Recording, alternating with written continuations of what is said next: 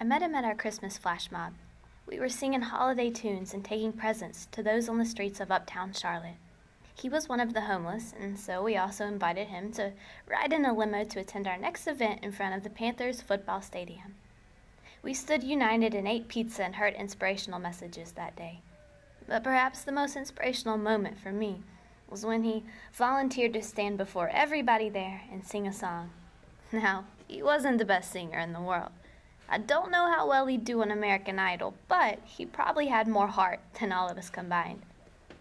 See, there was truly something magical that happened as the sun peered through the clouds down on him. It was as if every burden, every worry disappeared, if even just for a moment, as he released his song. From that moment forward, he was always showing up to help us. He'd recruit other homeless people to join our love movement and always wore a smile on his face. A smile that hid his true story. A smile that hid his pain as he walked with his cane. The night he shared his story, he also had a broken foot, but he couldn't get his prescription filled because he said the pharmacist usually denied homeless their medication for fear that they would try to sell it. However, it was more than physical pain that he was facing. We'll call him Robert. Robert moved to Charlotte for better opportunities. He fell in love and got engaged. Everything was nice for a while, until the day before the wedding.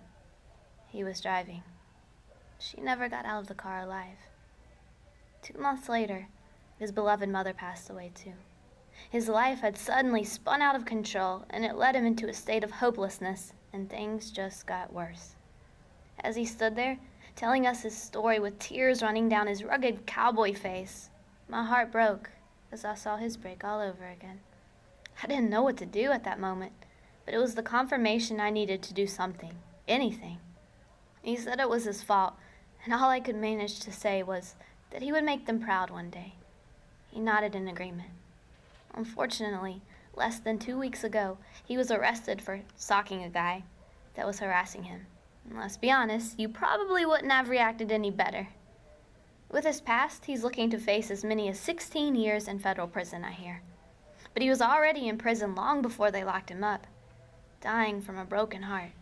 And there are so many others out there just like him who have encountered tough times, and they need our help. Robert's story might not have a happy ending, but maybe it will. And for those that are still wandering around lost, should we not help them to find their happily ever after?